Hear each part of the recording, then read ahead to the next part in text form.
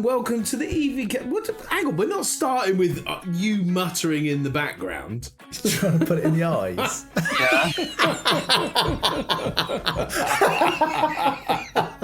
That's got to stay in.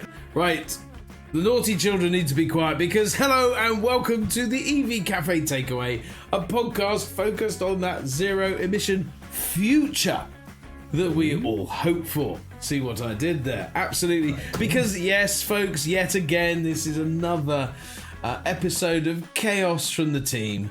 And we've got Johnny Berry again. I mean, you know, this is just getting a habit now. Our esteemed leader and founder joining the podcast. Yeah, I know. Don't get used to it. But we will. And that's because we will have you again in the very near future. But anyway, for those of you that want to really hear about the real Johnny Berry. But in the meantime, folks, we've had a lovely time over Christmas, and now it's time to look ahead, to get out our crystal balls, wave our magic wands, and get lots of wonderful future wishes for this coming 2025. Live in 25, John. Tell us about Live in 25. What are we going to be doing, my old mate? Well, do you know what? We are just going to double down on community for 2025, and we're going live in 25. So whether it's podcasts, the news broadcasts, live events, do you know, even the webinars, everything that we do is live, and we are going to be really pushing that so that we get the maximum amount of engagement from the people that really matter, you at home, so that you can talk to us, you can tell us how you're feeling, you can tell us what's going on in your world, and we can then start to build on that and include you far more, so that this is all about you. All about you. Talking about all about you, it's all about you, Sarah Sloman. Did you have a good Christmas? Awkward question. I'm not sure if I was on the naughty or the nice list. We know. Yeah, we know. Just depends. No, don't go there, Paul. Shush. Right, moving on. But before we go into detail, quick snap. What are you looking forward to in 2025 in its briefest form? I feel like 2025 is going to be pivotal because we've all spent quite a lot of time. I think the first charger that went into Bristol and the project I was working on was 2010. So 2025, a lot of those original contracts that we wrote will now be expiring, and we'll be looking forward to the new way of working, the new way of doing things. And all of that foundation leads up to 2025. It's been a big year for a long time. 2025 has been heralded as a big year for all that time. So I want to see what comes to fruition for real, as opposed to what we thought would.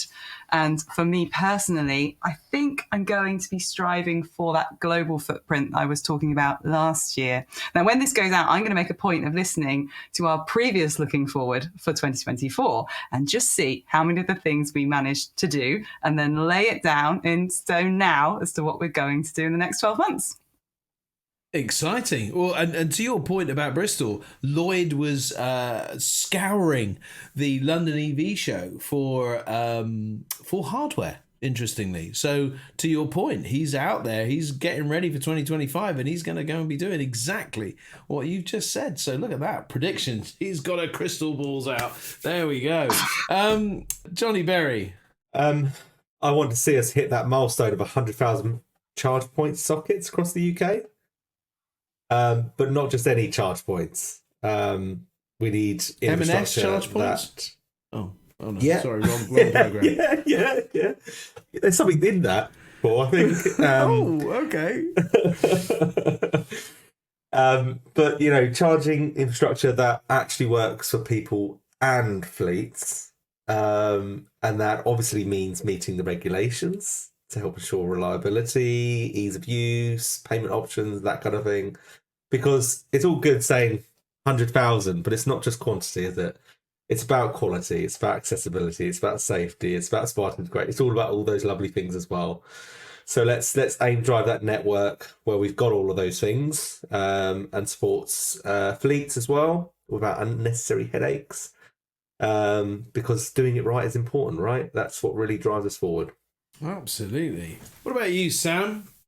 Well, I think as a bit of a segue into Johnny's comments, working for GridServe, I have a little bit of insider knowledge in terms of what we're up to next year, and it's very much more of the same in regards to keep building. And I know the other chargement operators are doing the same. So hopefully we can, as an industry, we can do what Johnny wanted, and keep delivering more infrastructure. And not just that, but also higher power as well, right? So that we're able to hopefully bring prices down, get power up, and keep supporting the uptake. So that I'm looking forward to in next year, because I live and breathe that on a daily basis. I'm looking forward to seeing all these EHGVs on the road. I'm looking forward to seeing the percentage of registrations of EVs continually go up, because they will. And we'll look back, as Sarah often does, as she just mentioned, about looking back at some of the old news stories and go, "Wow, what a load of nonsense that was." I've got a funny feeling that's going to be something we're going to be able to look back on and go, do you remember the days when it was only 10% registrations? That kind of thing. So that's definitely something else I'm looking forward to. But I do fear there will be some pain as well. There's an awful lot of consolidation that the industry needs to do. Yeah. There's too many suppliers in too many places. Not everyone will survive. It's a growth industry, but that means there's an awful lot of players in it, and there will be more pain. There just will be. But that's just the nature of an emerging industry. I hope everyone does well. But at the same time, we're just going to have to be cognizant of the challenges as well as the positivities. Well, there we go, everybody. What a happy note to end on. No, but it is going to be tough, and I get that this. I'm really excited. We've got a lot of big decisions to make in 2025. I think the EV Cafe playing a part in the van plan. So the zero emission van plan. We are collaborators with Logistics UK and BVRLA and AFP and REA. It is really, I think I reflect back, it was really kind of cool to be called out as a part of that. But I really think that that's going to kick in this year. We've got the era of government. We had, with the zero emission van plan, we had Sarah Edwards last year sort of chairing a conversation that Lillian Green would listen to. Hopefully we'll get the ear of other members of the government in the transport team. OZEV are very aware and cognizant of what the challenges are for the van sector. So I'm actually really quite optimistic that we will get some of the legislation sorted and we will build on. We've seen a couple of months in, the latter part of this year. The numbers for December will be coming out very soon, but hopefully they'll be above 8% for vans again. And that really kind of moves towards the ZEV mandate. And, it moves again to 16 and 20, whatever it is in cars, 26, is it? Percent for the ZEV mandate in cars. And I think, that ZEV mandate, as long as it stays in place to some greater or lesser extent, we'll see great movements forward. But I'm really hopeful that we'll see demand side incentives. Still, because I don't think the incentives are over yet. I think we need to bring them into a landing, but I still think around some of the charging aspects we could really do with the sort of microgrids that we saw AW Energy bring. I was really excited about that last year, and I really think that kind of microgrid of a renewable energy, a best battery energy storage system, and then charge points, providing energy where the fleets need it. So the big fleets are really trying to scale, and they can't because the energy's in the wrong place. And I think 2025 is going to be a year where we get the energy into the right place at a price that is reasonable and people can afford, and we will see great strides forward. So that's my view in a snapshot. But we started out with John live in 25 for the EV Cafe. What are the things, as my bells ring from somewhere behind me? What are we looking forward to from an EV Cafe perspective? What are the things that we think might be highlights for us? Well, if you're asking me, I think we've got three key events that we will be going to. So the Commercial Vehicle Show, which is absolutely critical. And as Paul's pointed out, commercial vehicles and Sam regularly talks about EHGV. These two elements are crucial for us as a country. If we're going to have significant growth in our GDP and our economy, we have to get better at using the logistics that we have and the vehicles that we have, the technology we have, and create jobs that are sustainable and worthwhile. So that's a key sector for us. So the CV show, Carfest, which is going to be phenomenal, 100,000 people plus. But the key for me here is that we're not talking to the same people that we always talk to at other EV events. These are new people, curious people who want to come and say, electric vehicles will never work, or I'd like to try one, but I'm a bit scared and I don't know, and how do you do, and what about charging, and all this stuff, that we can help them to get their bum into a seat and try an electric vehicle. And that absolutely fills me full of joy. And then Fleet Mobility Live at the end of the year, which again is a really fabulous trade show, but it's the quality of the people that we speak to. And the key to that show, I think, is collaboration. It's where we can start joining dots and we can say, Company A, Company Z, these two should be speaking together to work closely together to solve a particular pain point. And that's a lot of what we do that people don't see, is we grab hold of Johnny and we grab hold of somebody else and we say, you two need to go have a chat. And they do, and make a better proposition as a result of that conversation. So those three events are going to be huge. The other thing for me, which really excites me, is I want to move away from just providing a weekly summary of the news to bring more of that kind of quick response to breaking news that comes out. So as we go through the year, there'll be content which we just create on the fly. Hear a story coming out, instant reaction, and get it out to everybody so that you're kept aware of what's going on in that very fast-moving industry. So that's a couple of highlights for me. I love that, John. I love that bit. Johnny's nodding. Go on, Johnny. No, I just think, I'm an advocate for doing more video content, reaction content, stuff like that. And, if there's a big bit of news, people want to hear kind of our reactions as well. They're just reading from an article, but actually, what does it mean? So what? And if it's about vans, it will go to Van Man, Paul. If it's about Sam, it will go to Sam. Yeah. Which obviously it'll always be about Sam. There'll always be news about Sam. There's just bound to be, isn't there? But also what you said about Carfest and these events, I think it's so important because I think it's bringing the whole ecosystem together in one place, and I think that can't be underestimated for people coming to learn. Cars are fine, but and many people think it is a vehicle only issue, but there's so much to learn. Cars are easy. I think cars and vans are easy, to be honest. I think it's that everything else in the ecosystem that is bloody difficult. And so, we've had some really strong exhibitors in every single event that were able to cover off SaaS, cover off hardware, cover off solutions, and it's great to bring that all together. So I just want to elaborate on that. Sorry, John.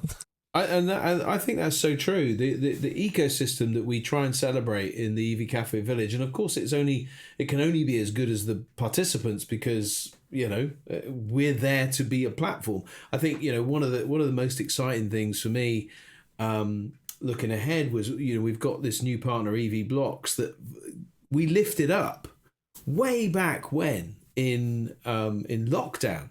For goodness sake. And then they got their big break through that. I mean, wouldn't it be great if we can do more of that, but also more of this collaborative, bringing people together and helping us celebrate the ecosystem and see that really come to life. Saz, what about you, Saz? What do you think? I was going to ask Saz a particular question, actually, because I know Saz she reflected in our Christmas edition about podcasts. And podcasts, Saz, I know that you love these. And have you got any sort of dreams, aspirations, goals, people that you'd love to see coming onto the podcast this year? And how can we make that better? And do all that celebrating of people personally. Yes, for those who've only just really discovered the podcasts, they're called the EV Café Takeaway. I listen to mine through Apple. It automatically lets me know when the new one's up. It's usually up on a Wednesday. But what I've noticed from all the other podcasts that I consume, they vary from anything up to 2 hours, like Diary of a CEO, through to Redefining Energy, which can be 14, 16, 18 minutes. So maybe taking John's lead here with making elements of the news more snappy, perhaps we should dive on and do little 10-minute podcasts that make people feel like they've had a topic aired. In terms of people, though, it kind of is the other way around. People come to us. They want to be part of this community and able to sort of share their experience. And what I find so special about ours, considering I do listen to it, I absolutely love EV Musings. I love Liz Allen's podcast, the Full Circle one. I find ours particularly special because our guests feel they can fully share their experiences. They can fully explore their ambitions. What they don't do is sell. We sell nothing on our podcasts. We look really deeply into the eyes of the people who are inspiring us. We invite the people on the show who we genuinely believe are going to push the industry forward. So if you are listening to this and you want to be on the show, it would be my absolute pleasure to welcome you, as long as you're funner. I'd like to be on the show, Sarah. Would you be our 100th guest, please, Johnny, seeing as you've managed to avoid it so far? Well, his fear about podcasts ever since me and John were left stranded for 2 hours 5 years ago. I think it's traumatised me. Thanks a bunch. I really enjoyed working with you as well. John, technically, that was the first podcast for us, wasn't it? Let's be I honest. think that's fair comment, mate. The thing I'm looking forward to is getting Sam to say funner, and I don't know how we're going to do this. AI. We've singularly failed. That doesn't count. Doesn't count. Oh, yeah, but nobody will know. Do you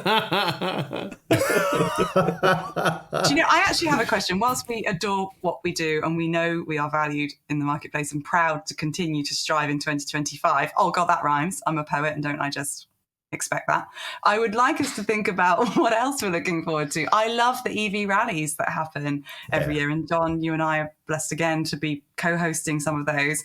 I like to look to the rest of the industry and see who's sort of shoulder to shoulder with us out there. What's going to be your highlight other than us? Well, that was a short answer. Nobody. There's I'd like to do nobody. the EV rallies. EV Rally's just superb. Again, it's that sense of community, isn't it? It's that thing about, we know we can do it, but you go and show that you can do it. And I think next year, the EV Rally will take on a slightly different feeling as we do 2 days, and then we stop at Cenex in the Midlands, and then do another 2 days. Because long days have been done. 300 plus miles a day, done. We've been there. We've shown it can be done. It's not news. I think what is we've got Trunk Road Tuesday, for instance, where there will be no motorways used at all. So you will only be able to... Yeah, exactly, Sam, exactly. We'll be able to show what real drivers get to do when they're living in suburban and rural locations to get from point A to point B, and how hard that can be still. So those sorts of things, putting a different spin on it, the brilliant work you did, Sam, on your motorbike, to be able to do that, I'm fascinated to understand what you'll do next year, which is harder than that. Cargo bike. Been there, done that. Got so many t-shirts, not doing it again. I don't know yet. I've got a few irons in the fire on that one, John. But just while I've got the mic, I think the part of the questions you said earlier, and it partly answers Sarah's question as well about looking forward to the EV Café in 2025. I think the other thing, which an expression I use a lot, is many hands do light work. And I think what would be nice is not just our sponsors, to which if you added up all of their customers, you're talking tens of millions of people. How do we get our sponsors to help us share this message and break those church walls we've so often talked about? But also those that are listening. What can everybody do? How can the people listening? It doesn't matter whether you're just doing one little thing, one small thing about whether it's your recycling or the car you drive or whatever, or it's a big thing like a big corporate, literally changing the world. What can everyone do in one capacity that they can put their hand on their heart and say, I did that? If everyone did a little bit of that, we would make tremendous difference. And hopefully the EV Café is a mechanism by which we can continually help people to just make even the smallest differences, because you add them all up and we will change the world. But it's every little step at a time to do it. So hopefully, we've built this wonderful community, and we need to, we've got a responsibility now to use it for change, big or small. And so that's what I'd like to see us do in 25 is get our message, everyone's collective message out there, and try and make a difference. There you go. Done. He has got Very some good. emotions in there. There was almost emotion. It was a moment of close. joy. Really. Get more emotion out of AI, to be honest. Thanks for your support. Thanks for your support. Probably. We've got to tell that story. We've got to tell that story. You go. Can we just not? Go on ahead and tell the Ollie. story. So was it Fleet Mobility Live? We were doing No, a video. ITT Hub. ITT Hub, the ITT okay. Hub. And Yeah, we were maybe. lucky enough to have Rick Belemia and the team there filming a video. And we had a new sponsor. And we asked Sam to welcome them as a new, I think it was a gold sponsor. So we're talking about a serious commitment to us. And Sam, if you could deliver the immortal line as you did on the day, it would be quite remarkable. I said, thanks for your support. Oh no, you Lose didn't. all, lose all animation, and you're pretty much there. And we just fell about. It was one of the funniest things I've ever seen. It was, thanks for your support. Yeah. But he On delivered it. Sam. Can I just say this, right? He delivered it. We all heard it. No one said a thing, and I just said, thanks for your support. Then we all acknowledged. That's how he delivered it. Do you know? Am I right? I think we might have to Johnny, dig this. You're right. We got to dig this bit of film out, I think. Yeah, we have to.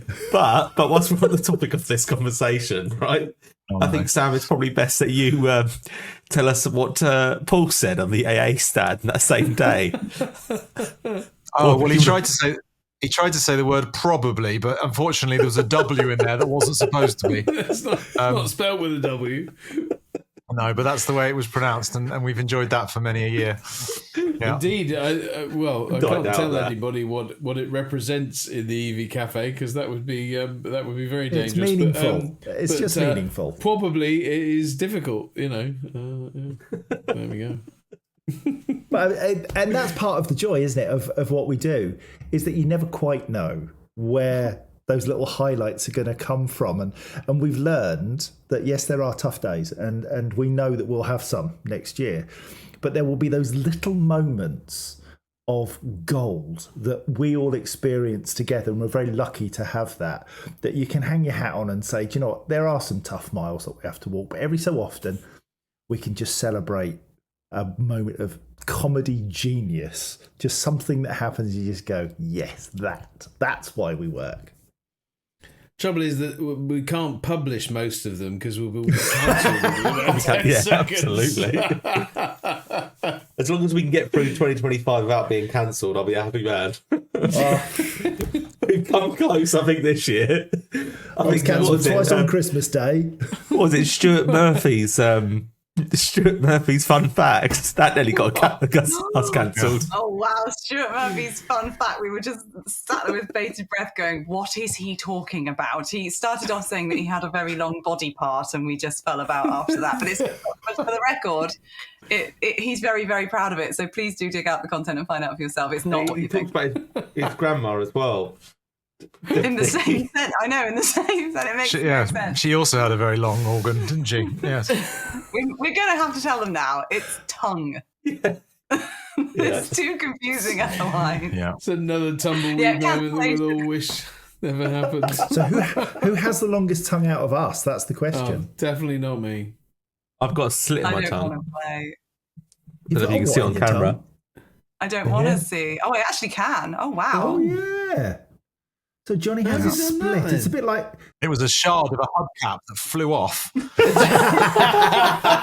This curb came out of nowhere. What's that? we're going to start calling Johnny Kirby. We should Oh, swap Johnny names. Kirby. Look at me, I'm trying to It always amuses me, Paul, that you refer to Johnny as Johnny Berry whenever you introduce him. So let's go over to Johnny Berry. And he's not Johnny, it's just Johnny Berry. Wait, he is Johnny Berry. Because I it's know, Johnny but Berry. you're not Paul Kirby, though. You're Paul. Or Curbs. To people that like me. Yeah, Curbs. I didn't know you were called Curbs. Curbs, yeah. Maybe I'm not a friend. There we go. Anyway, move on. Well, do you know what? Curbs was when I was growing up. My very first nickname was Muffin. Chips? No, Muffin the Mule. I thought that was illegal. No, no, it came from Ragamuffin, actually, because I was in a children's home. All the other kids said we were Ragamuffin. You know, it was done friendly. It was actually the nice bit. There's plenty of not so nice bits, but the Ragamuffin thing was kind of fun. So my phone's just Siri. Yeah, my phone's Alexa. just kicked off. It's random anyway. You can't deny that we have continued to keep the fun amongst the five of us. Yeah. We do have core values. We do, as a business, try to adhere to our core values, and 2025 will be no different. We always try to lift up one another, as in all of our sponsors and our partners. We also always try to bring the information away from the sales room floor, so making things impartial and easy to understand. And we do always try to bring the secret sauce to make it, well, funner. Funner! And that will be just grown. That's our deep-rooted core value, and I really want to see that continue in 2025 as we focus on those big three events. Yes, we deliver our webinars, of course, and we deliver our weekly podcast and newscast as well. We would be really interested to hear, I think, the sorts of subjects and topics that you'd like us to cover in our webinars going forward. So maybe just drop us a line, hello@evcafe.org, and tell us what it is you'd like to hear, like to see. Because, you know, the world is our lobster. We can do whatever you need. Tell us. I think the podcast would be really cool for people to nominate people that they would love to hear from. Now, we're not going to be able to cover everybody, but, you know, dream up the most. I mean, you know, I'm sure Elon Musk will get thrown in there, but dream up the people that we should be reaching out to and finding ways, and we can then go, look, it's not just us that want you to come on. The people have spoken. So wouldn't it be great if, wouldn't it be great if, mine is if people reached out to us and said, we'd like to hear, not ourselves on a podcast, because it's easy to say, oh, please pick me. I want to be on the podcast. I can see Sam writing his email now. hello@evcafe.org. Please may I appear again. Again. I've got a Guinness World Record. I've got more to say about me from Paul Kirby. Unbelievable. Anyway, moving on. Clearly, we don't want to hear from those of you that want to be on the podcast. We want to hear from those of you that would like to hear somebody on the podcast. So tell us about that. But so who would you want? Who would you want, Paul? So give us a name. Who would I want? Set the bar. How high are you talking? See, I mean, a lot of the people that I've already got in my mind, I've got a number of people that I want to and we will get them because we know them. But gosh, who? But we did used to make a list. We did actually have a sort of So well, okay, yeah, there we go. Your man, the fella from Brewdog, James Watt. That's who I'd like to get on the podcast, James Watt. And why? Because I believe. From what I understand, he does have a passion to be more sustainable. I think his journey has been one of incredible challenge, and he's reached incredible peaks, then been cancelled. He was very interesting on the Stephen Bartlett podcast, but he's ex-CEO now, isn't he? He's not. Yeah, well, he's still sea captain, isn't he, or whatever he calls himself. Yeah. But I would, but see, Sam, unless you knew his story, he was a fisherman. So that's why he's sea captain, because he was sea captain of his boat that went out fishing in the North Atlantic or the Scottish, English. It won't be the English Channel. What's the sea up in Scotland? What's that bit? The North Sea. The North Sea? The North Sea. That's it. The That's South the Sea, one. Paul. It's the South Sea, isn't it? Well, I got the North bit right. I just couldn't remember the rest of it. I'd like to get James Watt, and we have got a couple of irons in the fire to try and get to him. So that would be an achievement if we could get to him from me. So that's my podcast dream. But wouldn't it be great if, answer that question, each of you? Wouldn't it be great if, Johnny Berry? Yeah, just to fill that in, Johnny, and for those who are listening, at the end of every podcast, we say, if you had a magic wand, what would you do? And this feels like the same sort of question, right? Am I right? So wouldn't it be great if, and it can be world peace, or it could be anything you want to do with the industry. Oh, I have a he's gift. got his wand out. For those of so Saz and Johnny, Saz and JC, you get one of these because you've done lots of podcasts. These are magic wands. I've got 3. Golly. There you go. That is Hogwarts magic wand. For those that are not watching this podcast, Paul's waving his wand around on camera. So It's got a lightning bolt on it. I'm very impressed. It has got a The sound of vomiting was predictable. but it's quite detailed. You can see that. You can see all of that, and then there's a little lightning cancelled. bolt. You've never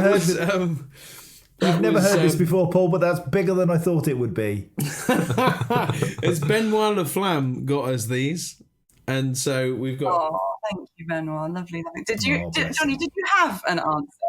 So I do actually have an answer from over. If you have yours, you go first. wouldn't it be great if I'd probably say big corporates stop being laggards and start innovating and start leaving it up to startups. That's probably what I'd say. I like that. Like that. Yeah. And then Johnny, we'll come back to you on a podcast guest. Go for it, you guys. I'll go Donald Trump. There you go. Donald Trump. Wow, What? could you imagine? Liquid gold. Yeah, it's quite hard to get hold of him from prison.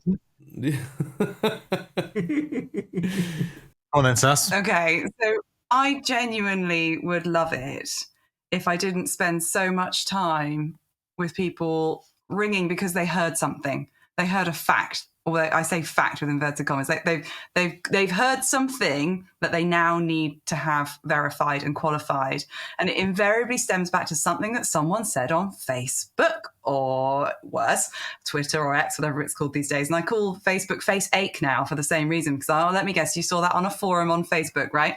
So those of us who are from the scientific community would never take a fact as fact as fact as fact. You have to get 1 or 2 or 3 or even 4 different ways to triangulate that fact until it sort of makes sense, because a fact is just somebody else's opinion or evidence that they've curated.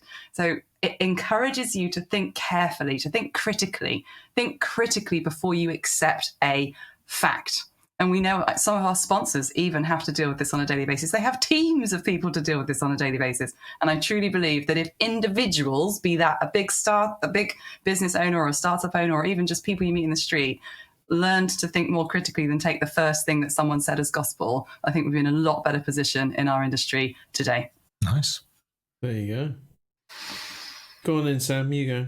My turn, is it? Oh, yeah, it's quite tough to follow, isn't it? I was thinking of what Sass was saying and also what Johnny was saying. I think if I had my magic wand moment, I think it would probably be to somehow prevent greenwash, almost make it some sort of, I don't know, almost like a law. You're not allowed to do it. Some sort of Trade Descriptions Act logic. And like when it says this is AI, Yeah. this may be Isn't it greenwash. already a law? You're not allowed to greenwash. It is breaking the law. Greenwash, I guess. That's the trouble. problem. Yeah. I mean, it's an oil company, an energy company. Is that greenwash? I don't know. It's hard to value it, I suppose. But yeah, I think that's what I would love to be able to do, and also perhaps the other thing is that for me, that the whole world in some respects is corrupt, right? In different parts of the world, it's very obvious. I think we just do it here, just very subtly, almost legally, behind the church world, behind the walls of government. We've got oil lobbyists whispering in people's ears, making decisions about how the industry runs on the basis of how much oil they can sell. And we all know it's happening, but it's quite hard to do anything about it because it's behind. It's off away from us mere mortals. I'd loved forced greater transparency, which I think ties in with the greenwashing. That let's be really transparent about what's going on, about who's running the country and who's influencing the decisions that are affecting our environment. Really good shout. That would be my answer off the top of my head. JC, wouldn't it be great if... I'm struggling. I'm really struggling with this. I think I've got a real difficulty with this question because transport in the hierarchy of need is not a priority. It is a very important part of living a meaningful life. But the reality is we are a country which is on its knees to a large extent. We have children who don't get 3 square meals a day. We've got single parents who can barely afford to provide for their children and put a roof over their heads. We have real needs. We have elderly people who aren't getting the care that they need. And I struggle because I'm desperate to provide better transport systems. But somebody else has to lose out. And so it's really hard because I live in the real world and, magic wands seemingly don't have consequences, but they do. If we wish for great transport systems, somebody else loses out. And in the priorities at the moment, we've got businesses that are going down the tubes. We've got wars raging in parts of the world that are bombing the hell out of each other that are so, so terribly sad. And I do find it hard sometimes to think, oh yeah, EVs are the most important thing that there is to do. They matter, and they matter a great deal to us and to our partners and to many people who drive them. But the sense of proportion when you kick in some of those other huge draws on finances and political attention, our challenges almost pale into insignificance. We all play our own small part, don't we? And then that creates the swell, that creates the volume. Having better transport system improves clean air. Better transport connects people with low salaries to areas of the city where there's a potential to earn more. It feeds the taxation system. It grows an economy. Transport underpins absolutely every single person in the world's life. And actually, to take the war example, transport systems are one of the first to go down, and that can be devastating in itself. And I know that we should do more for that list that you so eloquently presented there is really heartfelt, and well done you for going there. And I know we should do that. We should. However, we're very good at this. Let's just stick to doing this well. Let's keep that emotion that you so beautifully bring and apply it so deeply to change. And we can only be winning. It's a sense of injustice. It's that, sorry, Paul, it's that thing where, I've been there where I've eaten tins of baked beans because I didn't know if I would be able to pay my maintenance and be able to do all the things that the responsibilities I had as a dad. And my kids weren't necessarily going to get the best Christmas. And I'm a white middle class man. I'm very, very fortunate. And I know that this country is full of people who, look at EVs as though they are the most, you might as well talk about Pegasus, the flying horse, because to them, what we do is of no relevance whatsoever. They're struggling to put food on the table for their kids, to warm their house or their place they live, their room, whatever it might be. And it just makes me sick that we've got politicians who are clearly not managing our finances well, whether that's historically or now, and we have lost billions and billions and billions of pounds to corruption, the sort of stuff that Sam referred to earlier. And so it's hard for me to wish for something which, we'd all applaud and say, yay for EVs, when the reality is our world's very broken. So let me just come to that, because I think what we have done kind of uniquely, I think, to some degree, is create community. Community that does care beyond just transport, just the vehicle, just the individual. But we care about the individuals, and we've created a place where people understand that we care about mental health, that we care about, Sarah articulated in our Christmas edition really well, that we like to give back. We like to do something, and not to, yay us, but to say, look, actually, this is an important thing. Giving is an important thing. If you're blessed to receive, then it's also better, in fact, to give. And I think we've created a space where people can reach into us and ask for help, be that financial, and we've all kind of experienced that, I'm sure. To raise awareness of a particular thing, whatever that might be. Sam, with your friend that was physically challenged riding on an electric bike, I think it was a friend of a friend, that came to the surface. Johnny, I know, has been very passionate about certain things, and we've been able to support. It was a children's charity, I think. And so what we have got is a unique opportunity to combine a passion for something that we're reasonably good at, in terms of articulating the challenges of electric vehicles and charging and all of that sort of stuff, while still remaining human and connecting with the people. And that's why the podcast is so brilliant, is because we get to hear the humanity of Taco, who was a saxophonist and played in a wedding and did this and that, and it was brilliant. And we hear about the challenges of, Kate Tyrrell expressed how brutal her childhood was, and shared from an utter place of rawness and difficulty. And now people can hear that and then look at where Kate's come to and done all that sort of stuff. So I think we've got this unique opportunity to press into what we do and what we love to do, which is to celebrate great transport, to bring air quality to kids that die of asthma. So I was talking to somebody the other day that a doctor moved from a city centre where they were giving out, puffers, I can't remember the actual name, the inhaler type thing, like they were going out of fashion to small children, to a rural location where they barely ever saw a kid with asthma. This is the kind of difference that we make, and the difference in terms of quality of life to young children, to families, or communities. We have the opportunity to contribute to that, and also welcome in people that are going through difficult times, like Charlie Gilbert, giving him a platform to celebrate, him coming through with his family's support. So I think the EV Café is a unique and blessed place to celebrate all of the good things. And John, it answers your question. Saz, it answers your question. Sam, it answers your question. Johnny Berry, it answers yours, because you're Johnny Berry, not just Johnny. and mine too, in terms of mental health, children, all of those good things. We're a community of people that are true and real, broadly speaking, most of the time. We try not to be false. Occasionally we are, but then we all are. Because we cover over our difficulties or whatever. But so I think we've got a unique opportunity, and we should press into it. What do you think? Agreed.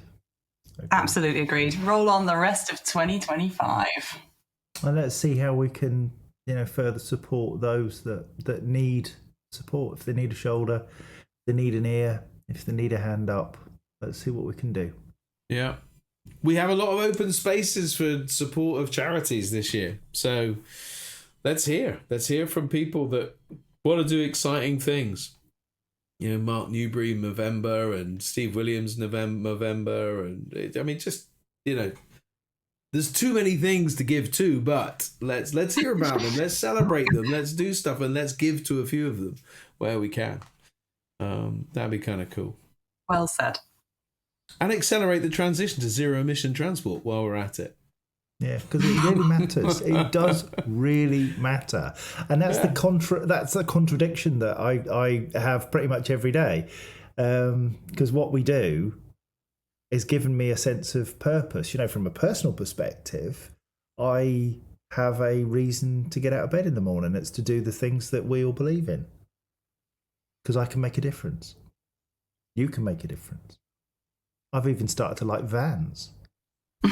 Oh no! Two Vans. Yeah, I'm not a world record holder though, so don't worry. Vans. Gotta love vans.